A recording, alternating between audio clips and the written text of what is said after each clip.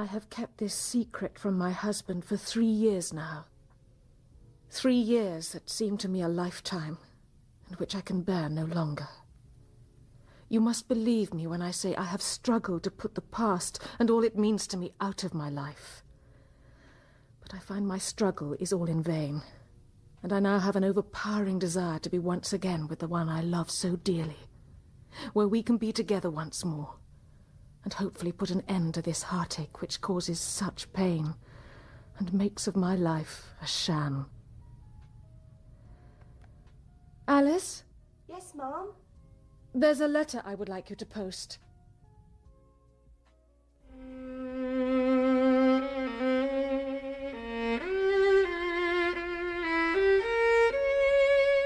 The Yellow Face by Sir Arthur Conan Doyle. Dramatized for radio by Jerry Jones. With Clive Merrison as Sherlock Holmes and Michael Williams as Dr. John Watson. And featuring Joan Matheson as Mrs. Hudson, Mark Straker as Grant Munro, and Helena Breck as Effie Munro. The Yellow Face.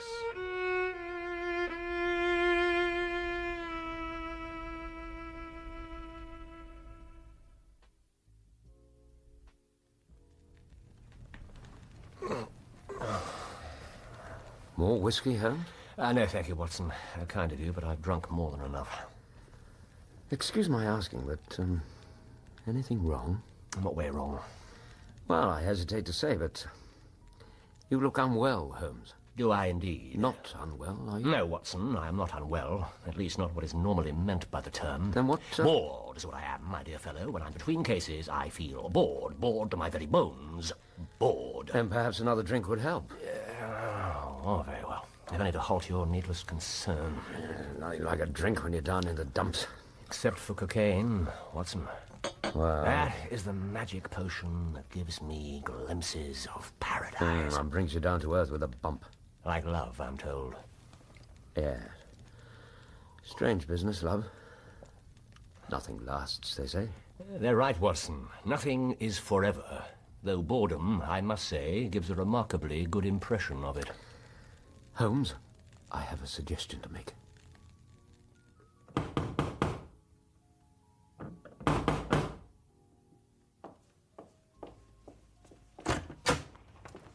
Can I help you, sir? I wish to speak to Mr. Sherlock Holmes. I'm afraid Mr. Holmes is not in at the moment, sir. Blast! But he will be returning, sir. Do you know how long he will be? I'm afraid not, sir. Mr. Holmes's schedule is somewhat erratic at the moment. May I wait for him in his room? Certainly, sir. Please come in. I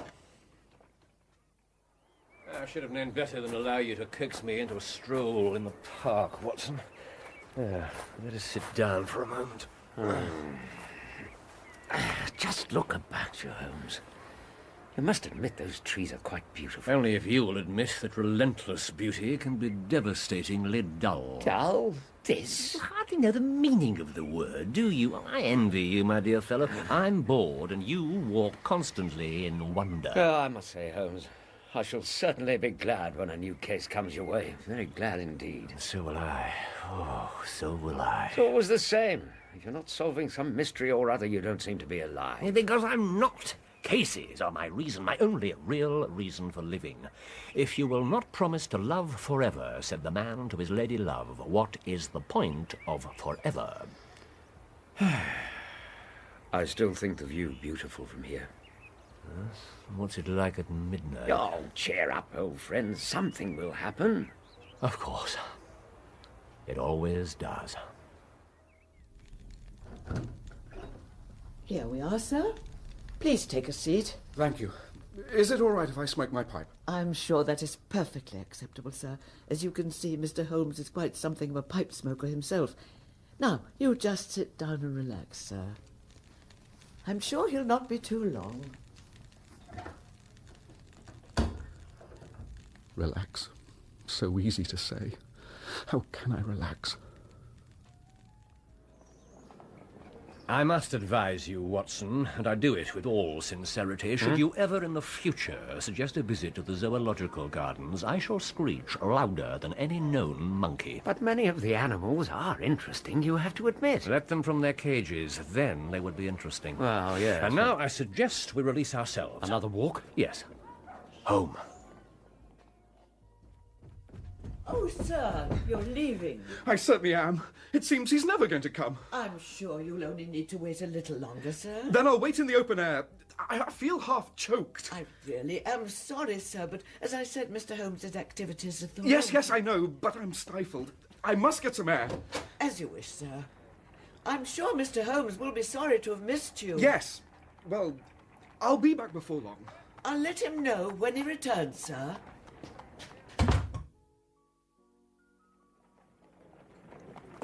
To be frank with you, Watson, and I'm fully aware that you've been doing everything with the best of intentions, I find walking an act of pleasure completely without interest.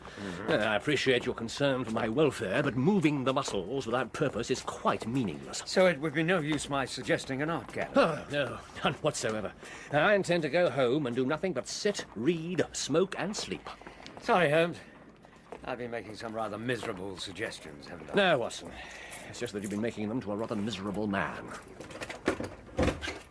Excuse me, Mr. Holmes, but there was a gentleman earlier wishing to speak to you. So much for afternoon walks, Watson. Has this gentleman gone, then, Mrs. Hudson? Yes, sir. Oh, didn't you ask him in? Yes, sir, he came in. How long did he wait? Half an hour, sir. Tell me, Mrs. Hudson, did you notice anything particular about him? Well, he was tall, sir, quietly dressed in a dark grey suit and carried a brown wide-awake in his hand. I should put him at somewhere in his 30s. Oh, so much for his appearance. Now for his state of mind. How were your powers of observation on that score, Mrs. Hudson? Oh, he was much agitated and very restless. I could hear him walking and stamping about in your room all the time he was here. Sorry you missed him, Holmes. He did say he would return, Doctor. Oh, thank heavens for that. And quite soon now, I should think. Good. Well, all is not lost. Well done, Mrs. Hudson. Thank you, Mr. Holmes. Come, Watson, we'll have a smoke and await our visitor. I say, old chap, you'll make a detective of Mrs. Hudson yet. Yes, indeed. Even if she will only match Lestrade in noticing the obvious. Still very annoying there, Watson. Yes. You're badly in need of a case, and the man's impatience makes this affair appear of some importance. Indeed. Yes, well, we shall see. Hello, That's not your pipe on the table. Must have left his behind. Yeah. A nice old briar with a good long stem of what the tobacconists call amber. So it is. Well. I wonder how many real amber mouthpieces there are in London. You know, some people think a fly in it is a good sign. Really? Yes. It's quite a branch of the trade, the putting of sham flies into the sham amber. Well, he must have been disturbed in his mind to leave a pipe behind, which he evidently values highly. How do you know he values it highly? Well, I should put the original cost of the pipe at, 7 and 6pence. Now, it has, you see, been twice mended, once in the wooden stem and once in the amber. Each of these mends done, as you observe, with silver bands. Must have cost more than the pipe did originally. The man must value the pipe highly when he prefers to patch it up rather than buy a new one for the same money. Well, I say. Then he's bitten through his amber. It takes a muscular, energetic fellow and one with a good set of teeth to do that. Now, if I'm not mistaken, I hear him upon the stair. So we shall have something more interesting than the pipe to study. Oh, I beg your pardon. I suppose I should have knocked. Yes, of course I should have knocked. The fact is I am a little upset, and I ask you to put my bad manners down to that. I quite understand. May I introduce my colleague and confidant, Dr. Watson? Good day. How do you do? Now, I suggest you put your hat on the table. Yes, and take that chair. Oh, thank you. Thank you. I can see that you've not slept for a night or two. That tries a man's patience more than work and even more than pleasure. Yes, May I ask how I can help you? I want your advice, sir. I don't know what to do, and my whole life seems to have gone to You pieces. wish to employ me as a consulting detective? Not that only. I want your opinion as a judicious man, a man of the world. I want to know what I ought to do next. It's a very delicate thing. One does not like to speak of one's domestic affairs to strangers. It seems dreadful to discuss the conduct of one's wife with two men whom I have never met before. Ah, your wife. We are, as you will gather, the soul of discretion. Your reputation leads me to know that. I've got to the end of my tether and I must have advice. My dear Mr. Grant Munro... What? You know my name? If you wish to preserve your incognito, I suggest that you cease to write your name upon the lining of your hat, or else you turn the crown towards the person whom you're addressing. However, I was about to say that my friend and I have listened to many strange cases in this room, and that we've had the good fortune to bring peace of mind to many troubled souls. I trust we may do as much for you. Oh, I trust you may. Might I beg you, as time may prove to be of importance, to furnish me with the facts of your case without further delay? The facts are these, Mr. Holmes. I am a married man, and have been so for 3 years. During that time, my wife and I have loved each other as fondly and lived as happily as any two that were ever joined. But now, since last Monday, there has suddenly sprung up a barrier between us, and I find that there is something in her life and in her thoughts of which I know as little as if she were the woman who brushes by me in the street. We are estranged, and I want to know why. And what is your reason for this certainty? There is one thing I want to impress upon you before I go any further, Mr. Holmes. Yes, which is? Effie loves me. Of this you are quite sure. Oh, don't let there be any mistake about that, Doctor. She loves me with her whole heart and soul, and never more so than now. I don't want to argue about that. A man can tell easily enough when a woman loves him. Indeed he can. But there is this secret between us, and we can never be the same until it is clear. Kindly let me have the facts, Mr. Munro. Oh, yes, I'm sorry. I'll tell you what I know of Effie's history. She was a widow when I first met her, though she was only 25. Her name then was Mrs. Hebron. She had gone out to America when she was young and had lived in the town of Atlanta, where she married this Hebron, who was a lawyer with a good practice. They had one child. But the yellow fever broke out badly in the place, and both husband and child died of it. I have seen the death certificate. They sickened her of America, and she came back to live with a maiden aunt at Pinner, in Middlesex. Where you met her? Yes. She had only been there 6 months. We fell in love and were married in a few weeks afterwards. May I inquire as to your financial situation? Her husband had left her well provided for, and she had a capital of about £4,500, which had been so well invested by him that it returned an average of 7%. And your own circumstances? I am a hop merchant myself, and as I have an income of 700 or 800, we found ourselves comfortably off and took a nice £8 a year villa at Norbury. Ah, charming area, Norbury. Yes, and our little place was very countrified, considering that it is so close to town. There is an inn, 2 houses a little above us, and a single cottage at the other side of the field which faces us. And except those, there are no other houses until you get halfway to the station. My business takes me into town at certain seasons, but in summer I have less to do, and then, in our country house, my wife and I have been as happy as could be wished. And now perhaps... Yes, if you would. My colleague is a little anxious for you to bring your story to the present. There's one thing I ought to tell you before I go further. Which is? When we married, my wife made over all her property to me, rather against my will, for I saw how awkward it would be if my business affairs went wrong. But she insisted? She would have it no other way, and it was done. Well, about 6 weeks ago, she came to me and said... Jack, when you took my money, you said that if ever I wanted any, I was to ask you for it. Certainly. It's all your own. What do you require? £5? 10? 20? No, Jack. I want £100. What on earth for? Now then, Jack, you said you were only my banker. Yes, that's right. Well, bankers do not ask questions. Well, if you really mean it, yes. Of course you can have the money. Oh, yes, I really mean it. And you won't tell me why you need it? Someday, perhaps. Someday. We don't usually have secrets between us. I am sorry. I wish it could be otherwise. Very well. I'll write you a cheque. £100 it shall be. That may have nothing to do with what came afterwards, but I thought it only right to mention it. Quite so. Details are of the essence. Pray continue. Well, I told you just now that there is a cottage not far from our house. There is just a field between us, but to reach it you have to go along the road and then turn down a lane. Just beyond it is a nice little grove of Scotch firs, and I used to be very fond of strolling down there, for trees are always neighbourly kinds of things. Yes, they give me much pleasure, even in the London parks. All right, Watson, point taken. Well, the cottage had been standing empty this 8 months, and it was a pity, for it is a pretty 2-storey place. Well, last Monday evening, I was taking a stroll down that way when I met an empty van coming up the lane and saw a pile of carpets and things lying about on the grass plot beside the porch. It was clear that the cottage had at last been let. I walked past it, and then, stopping, as an idle man might, I ran my eye over it and wondered what sort of folk they were who come to live so near us. And as I looked, I suddenly became aware that a face was watching me from one of the upper windows. This clearly distressed you. Well, yes, dreadfully.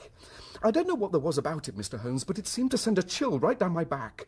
I was some little way off, so that I could not make out the features, but there was something unnatural and inhuman about the face. Well, that was the impression I had, and I moved quickly forwards to get a nearer view of the person who was watching me. But as I did so, the face suddenly disappeared. So suddenly that it seemed to have been plucked away into the darkness of the room. I stood for 5 minutes thinking the business over and trying to analyse my impression. Was the face of a man or a woman? I could not tell, but the colour was what impressed me most. The colour? It was of a livid dead yellow, and with something set and rigid about it. Jaundice, perhaps? I think not. It was shockingly unnatural, and so disturbed was I that I determined to see a little more of the new inmates of the cottage. What may you be wanting? I am your neighbour. My wife and I live in that house opposite. Well, what you want with us? I see that you have only just moved in, so I thought that if I could be of any help to you in any way... Right, aye. We'll just ask you when we want you. Good night. Annoyed at the churlish rebuff, I turned my back and walked home. All evening, though I tried to think of other things, my mind would still turn to the apparition at the window and the rudeness of the woman. Did you say nothing of this to your wife? No. She is nervous and highly strung, and I had no wish that she should share the unpleasant impression which had been produced upon myself. A wise decision. I remarked to her, however, before I fell asleep, that the cottage was now occupied. She made no reply. I am an extremely sound sleeper, but I slept much more lightly than usual. Half in my dreams, I was dimly conscious that something was going on in the room, and gradually became aware that my wife had dressed herself and was slipping on her mantle and her bonnet. She was deadly pale and breathing fast, glancing furtively towards the bed to see if she disturbed me. Then, thinking that I was still asleep, she slipped from the room, and an instant later I heard a sharp creaking, which could only have come from the hinges of the front door. I sat up in bed, then took my watch from under the pillow. It was 3 a.m. Good Lord. What on earth could my wife be doing out on the country road at that hour? To what conclusion did you come? I had sat for about 20 minutes turning the thing over in my mind, trying to find some possible explanation. The more I thought, the more inexplicable did it appear.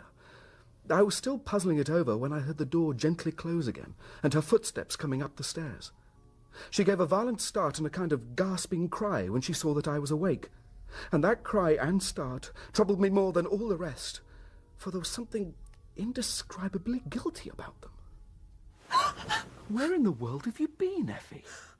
Jack, you're awake. I thought nothing in the world would awake you. Answer my question.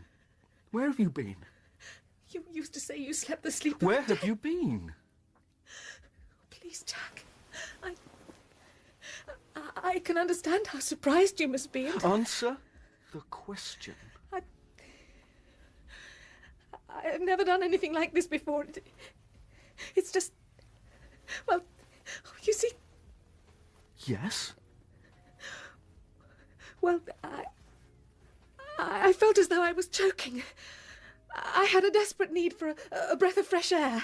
If I had not gone outside, I really would have fainted. I stood at the door for a few minutes. I'm quite myself again. You have no need for concern. All the time she was telling me this story, she never once looked in my direction, and her voice was quite unlike her usual tones. It was evident to me that what she was saying was false. Did you pursue her on the point? No. I turned my face to the wall, sick at heart. My mind filled with 1,000 venomous doubts and suspicions. All the rest of the night I tossed and tumbled, framing theory after theory, each more unlikely than the last. And when morning came? My wife seemed as upset as myself, and I could see from her questioning glances that she knew I disbelieved her statement and that she was at her wit's end. Is there something wrong with your breakfast, dear? No, nothing wrong. But you're hardly... I'm not hungry. Would you like more toast? I have to go to the city this morning. But you haven't... Time I was going. Jack? Yes? Nothing.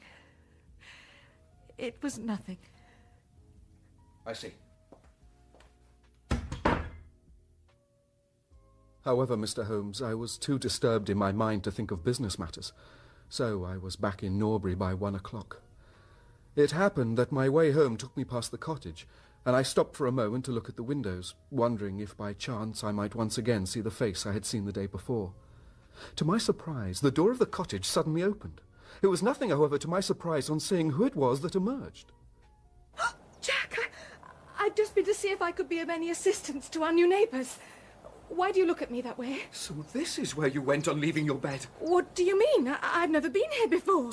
How can you stand there telling me what you know to be false? Jack... Your voice, your face, everything about you changes as you speak. Jack, don't be angry with me. When have I ever had a secret from you? Well, I'm going into the cottage. I'm going to get to the bottom of this. No. Oh, no, Jack, for God's sake. Let go of my arm. I beg you not to do this.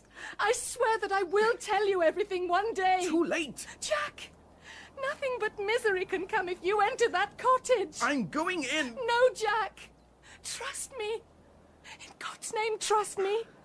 Trust me only this once, and I swear you will never have cause to regret it. Our whole lives are at stake in this. If you come home with me now, all will be well. If you enter that cottage, all is over between us. You are asking a great deal of me, Effie. I'm asking for the only thing I can ask for.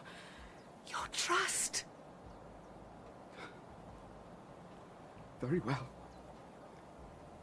I will trust you on one condition, and one condition only. That this mystery comes to an end from this very moment. You are at liberty to keep your secret, but you must promise me there shall be no more nightly visits, no more behaviour which is kept from me. Oh, Jack, I will do anything you ask, anything. I promise. Believe me, I promise. Very well. Let us say no more. Now let's go back to the house, my dear. Come on, let us go back. Let us get away from here. As we made our way from the cottage, I looked back, and there in the upper window was that yellow, livid face watching us. I wondered what in God's name could be the connection between that creature and my wife, or how could the woman whom I had seen the day before be connected with her. So, what did you do? Nothing, at first. For 2 days afterwards I stayed at home, and my wife appeared to be keeping her promise not to go to the cottage. She seemed to be loyal to our agreement, and as far as I knew, never left the house. You said you did nothing at first, Mr. Munro. Yes. On the 3rd day, something happened which gave me ample evidence that her promise was far from being kept. And what evidence was this? I had gone into town that day, but returned by an earlier train than usual. I entered the house and... Effie! Effie, I'm back! Effie? Oh, sir. So I didn't expect you. No, I caught an earlier train. I see. Excuse me, sir. I have things to do. One moment. Sir? Where is your mistress? She, I think she's gone for a walk, sir. A walk? Yes, sir. You think so? Excuse me, sir. I really must get on with my work now. Is something wrong? Wrong, sir? No, sir. You seem somewhat upset. Upset, sir? No, sir. It's just... You have things to do. I quite understand. Very well. Off you go. Thank you, sir. My mind was instantly filled with suspicion. I rushed upstairs to make sure she was not in the house. As I did so, I happened to glance out of one of the upper windows and saw the very maid with whom I had just been speaking running across the field in the direction of the cottage. Then, of course, I saw exactly what it all meant. My wife had gone over there and had asked the servant to call her if I should return. Tingling with anger, I rushed down and strode across, determined to end the matter once and forever. Thus you encountered your wife and the maid. I saw them hurrying back together along the lane, but I did not stop to speak with them. Your state of mind was focused on the cottage. On nothing else. For in there lay the secret which was casting a shadow over my life, and I vowed that, come what might, it should be a secret no longer. I did not even knock when I reached it, but turned the handle and rushed into the passage. It was all still and quiet on the ground floor. A kettle was singing on the fire, and a large black cat lay coiled up in a basket. But there was no sign of the woman whom I had seen before. There was no one at all in the whole house. The furniture and pictures were of the most common and vulgar description, save in the one chamber at the window of which I had seen the strange face. That was comfortable and elegant. And all my suspicions rose into a fierce, bitter blaze when I saw that on the mantelpiece stood a full-length photograph of my wife, which had been taken at my request only 3 months ago. I left the place feeling a weight at my heart, such as I have never felt before. When I arrived home, my wife came out into the hall, but I was too hurt and angry to speak to her and went into my study. She followed me, however, before I could shut the door. I'm sorry. I think it better if you left. You've been to the cottage, have you not? I am sorry. Are you indeed? Well, your sorrow solves nothing. I'm sorry that I broke my promise to you. Oh, for God's sake, Effie, leave me alone. But if you knew all the circumstances, I'm sure you would forgive me. I think things have passed the point of forgiveness, don't you? But if only you Then knew you'd that... better tell me, hadn't you? I cannot. I cannot. Then all I say to you is that until you tell me who it is who has been living in that cottage, and who it is to whom you gave that photograph, there can be no confidences between us. Now I suggest you leave me in peace. Jack. Leave me in peace, Effie. Please.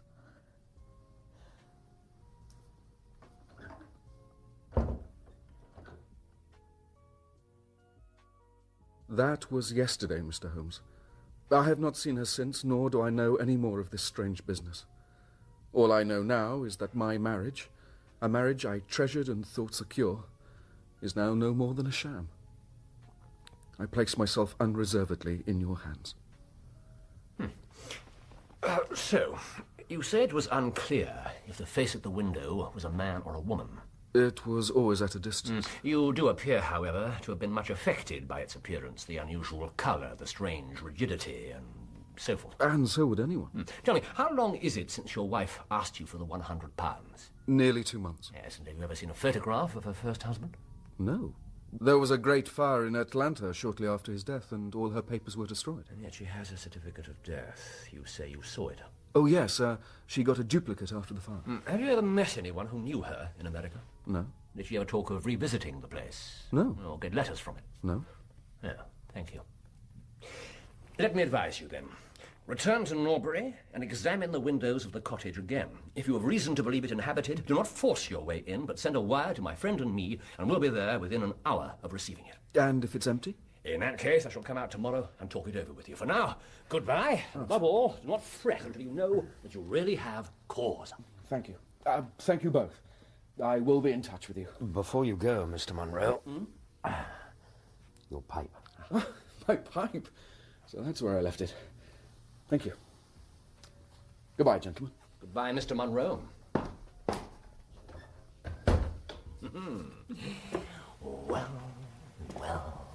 Well.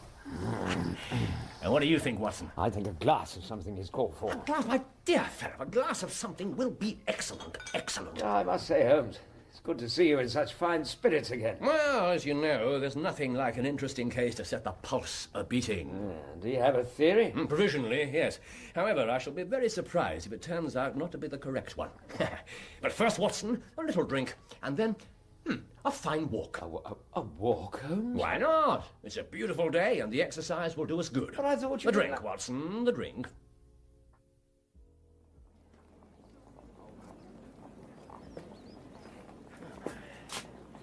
Holmes, would you mind if we stop for a while and rested? What's the matter, dear friend? Old age beginning to tell? I think it must be. Very well. Let's sit here. Oh, a delightful spot. Thank you, Holmes.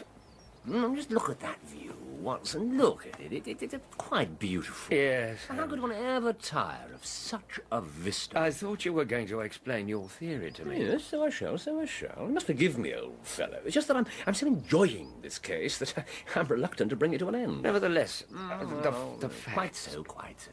Well, Watson, it seems to me the facts are these.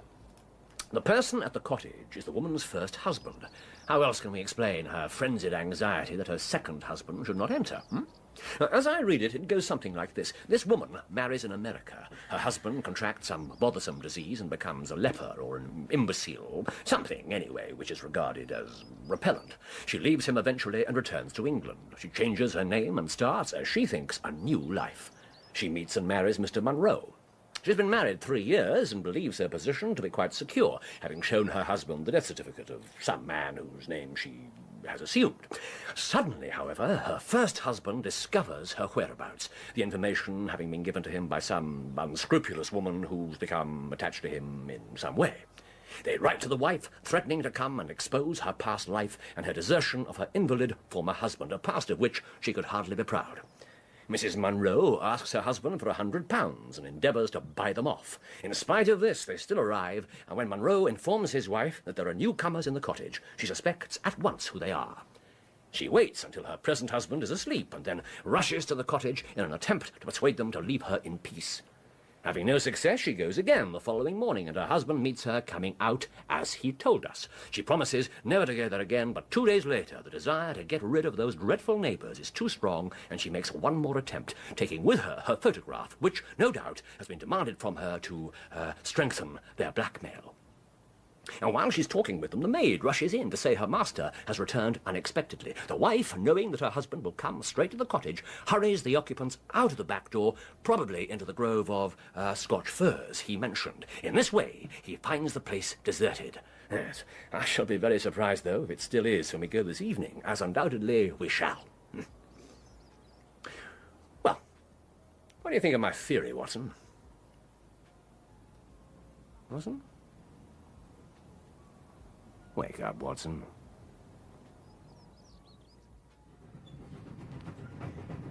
The cottage is still rented. Has seen face again at window. Will meet the 7 o'clock train and will take no steps until you arrive.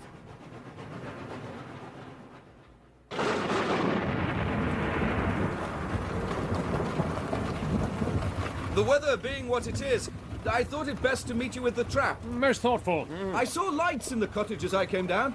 We'll settle this once and for all. And what is your plan? I'm going to force my way in and see for myself who is in the house. I wish you both there as witnesses. Legally, we're putting ourselves in the wrong, of course. But in this case, I think it worth it. That's open to question. There are the lights of my house, and over there is the cottage. You see it? Ah, the cottage. At last, Watson, my friend. The game is truly afoot. Oh, wish I'd brought my brolly.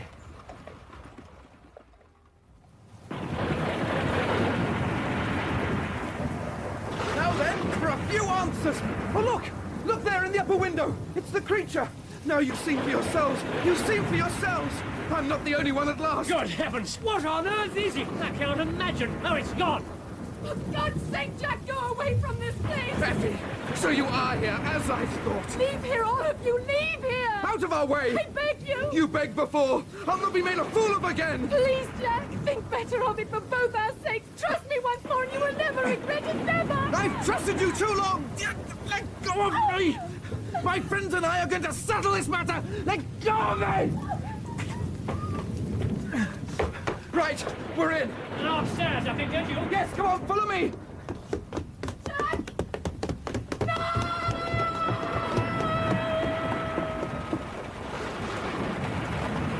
No! What? What in heaven's name? It's a little girl, Holmes. I can see that perfectly well, Watson. But her face. Look at her face. Yes, as you said, a vivid tint about it, and quite expressionless, quite expressionless. I don't understand.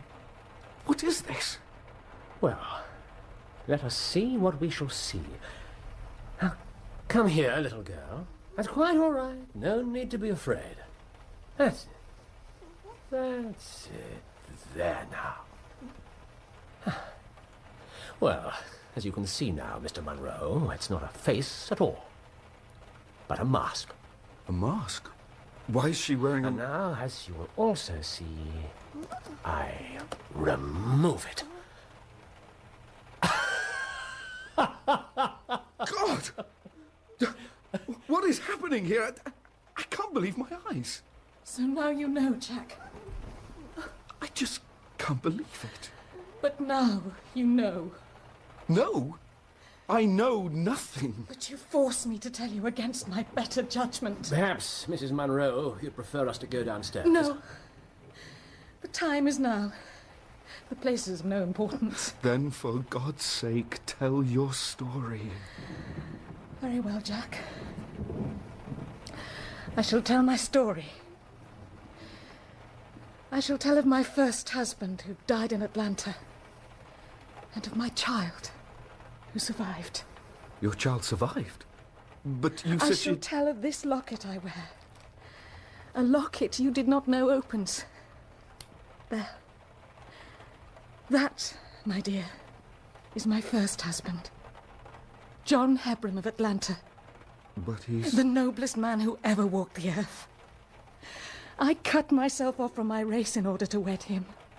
And never once while he lived did I regret it. Our only child, which is the child you see here, took after his people rather than mine. And in fact, little Lucy is darker than her father ever was. But, dark or fair, she is my daughter, and I dearly love her. You see how she holds on to me now with such affection. When I left her in America, it was only because her health was weak. She was given to the care of this faithful woman who had once been our servant. Never for a moment did I dream of disowning her as my daughter. Never.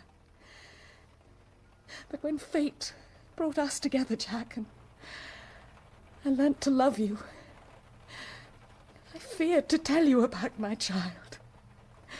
God forgive me, but I thought I might lose you because of her, and so turned away from my own daughter. Mrs. Munro. I'm all right. My husband wants the story told, and so I shall. For 3 years I have kept her a secret from you, Jack. For my own peace of mind, this nurse who looked after her kept me informed as to her welfare. Finally, however, came an overpowering desire to see her again, a desire I struggled against in vain. Though I knew the danger, I decided to bring her over, if only for a few weeks. I sent £100 to the nurse and gave her instructions with regard to the cottage so that she might come as a neighbour and seemingly with no connection to myself. My own child with no connection to myself. The very words stick in my throat. I pushed my precautions so far as to order the nurse to keep dear Lucy in the house by day and to cover up her little face and hands so that even those who might see her at the window would not gossip at there being a black child in the neighbourhood. If I had been less cautious, I might well have been more wise. But I was crazy with fear that you, Jack, would learn the truth. And all would be over between us, as now it is. It was you who first told me that the cottage had become occupied. So I knew they had arrived that day. I should, of course, have waited for the morning, but such was my excitement. I could not sleep and slipped from my bed knowing how hard it is to wake you. But you saw me go. That was the start and end of all. Next day you had my secret at your mercy, but nobly refrained from pushing your advantage. 3 days later, however, the nurse and child only just escaped by the back door as you came in the front. And now you know. You know it all. And I have been forced to do the thing that I most dreaded. Destroy your love for me by my own word of mouth and action. Your love has always been and always will be the thing I hold most dear. And perhaps one day you will understand that pain is the price we pay. I know now our marriage to be over, but I would ask of you in future days not to think too badly of me. Jack, what is to become of us?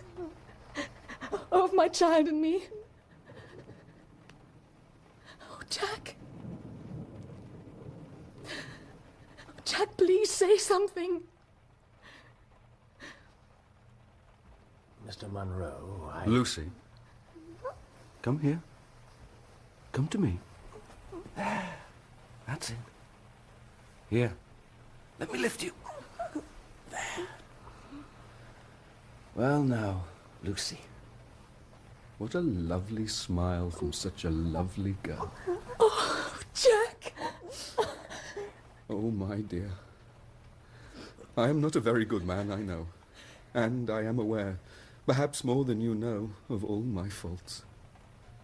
But I think I may possibly be a better one than you have given me credit for. I have been a fool. A dreadful fool. Shh. All over now. I am so ashamed. No. No more tears. Come. Let's go home. Let's all go home. Let's leave this place.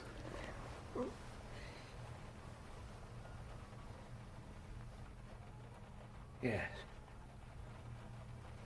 And I think it's time, Holmes, for us to leave Norbury. Yes, Watson, you're right. From now on, I think we'll be of more use in London.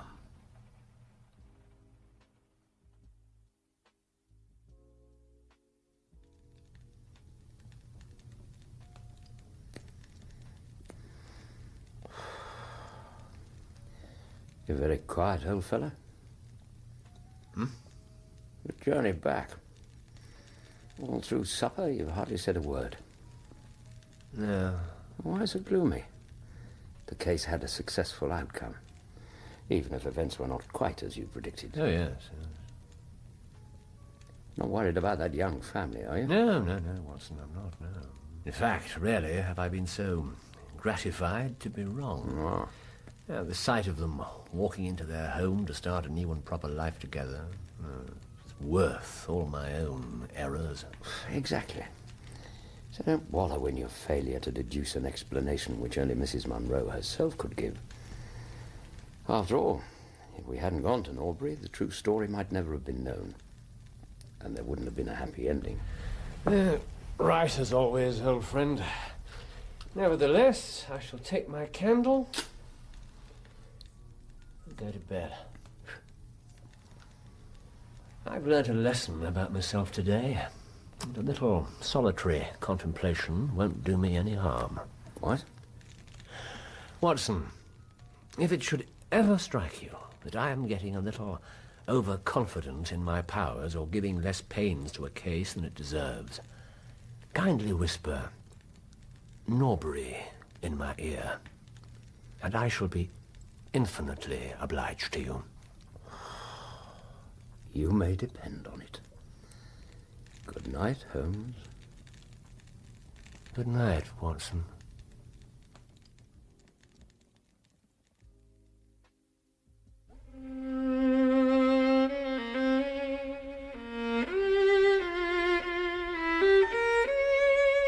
In The Yellow Face, Sherlock Holmes was played by Clive Merrison and Dr. Watson by Michael Williams, with Joan Matheson as Mrs. Hudson, Mark Straker as Grant Munro, Helena Breck as Effie Munro, and Cyril Jenkins as their maid.